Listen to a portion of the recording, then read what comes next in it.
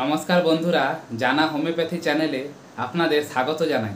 আশা করি আপনারা সবাই ভালো আছেন। আজকে আমি একটি গুরুত্বপূর্ণ টপিক নিয়ে আলোচনা করব, সেটি হলো গ্যাস অ্যাসিডিটি। এবং এই গ্যাস অ্যাসিডিটি থেকে মুক্তি পাওয়ার সবথেকে ভালো হোমিওপ্যাথি মেডিসিন কি সেটা নিয়েও বলবো। তাই আপনারা ভিডিওটি স্কিপ না করে সম্পূর্ণ দেখতে থাকুন। প্রথমে ওষুধ হলো প্রথম নাম্বার 1 মেডিসিন কার্বোভেজ। এই কার্বোভেজের সিমটম কি না, পেশেন্টের মধ্যে দেখবেন সবসময় পেট ফোলা, মুখ দিয়ে ঢেকুর উঠছে অনবরত, পেট ফোলা, পেট ফাঁপা, কিছু হজম হচ্ছে না। শুয়ে পড়লে দেখবেন যে পেশেন্টের আরও অস্বস্তি বেড়ে যায়। এরকম পেশেন্টের পক্ষে কার্বোভেজ 30 এই ওষুধটি খুব ভালো। এই ওষুধটি আপনারা কিভাবে খাবেন?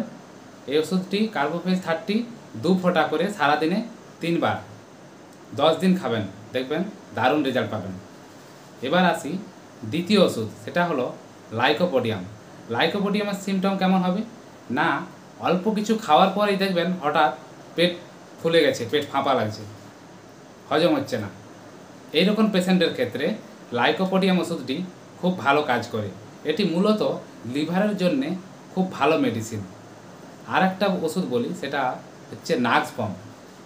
এই নাক্সভ্যামের অনেক গুণ রয়েছে, তার মধ্যে এবারে গ্যাসের সমস্যা বলি। নাক্সভ্যামের পেশেন্টরা, বিশেষত যারা খুব চা পান করেন, তাদের পক্ষে এই ওষুধটি খুব ভালো। চা খেয়ে যদি গ্যাস হয় খুব, এছাড়া এর সাথে সাথে যদি আপনারা যারা অ্যালকোহল সেবন করেন, তাদের ক্ষেত্রেও এই ওষুধটি খুব কার্যকরী। এই নাক্সভ্যাম এদের ক্ষেত্রে, এই ধরনের পেশেন্টের ক্ষেত্রে খুব ভালো কাজ করে। এর পাশাপাশি এই গ্যাস অ্যাসিডিটির জন্য আপনাদেরকে যে সমস্ত সতর্কতা অবলম্বন করতে হবে, সেটি হলো যাদের এইসব সমস্যা রয়েছে তারা সবসময় চাইবেন সহজপাচ্য খাবার খেতে, ঠিক আছে? বিশেষত যতদিন আপনার গ্যাস অ্যাসিডিটির সমস্যা থাকবে, দুধের প্রোডাক্ট না খাওয়ার চেষ্টা করবেন, মাছ মাংস একটু কম খাওয়ার চেষ্টা করবেন, সহজপাচ্য যে সব সবজি সহজে হজম হয় সেই ধরনের জিনিস খাওয়ার চেষ্টা করবেন। তাহলে দেখবেন তাড়াতাড়ি রোগটি সেরে যাবে। তাহলে বন্ধুরা, বিষয়টি আশা করি বুঝতে পারলেন। যদি ভালো লেগে থাকে প্লিজ সাবস্ক্রাইব করে দেবেন এবং আমাকে লাইক করে দেবেন, তাহলে আমি আরও উৎসাহিত হয়ে আপনাদেরকে এই ধরনের ভিডিও দিতে পারবো। ধন্যবাদ বন্ধুরা।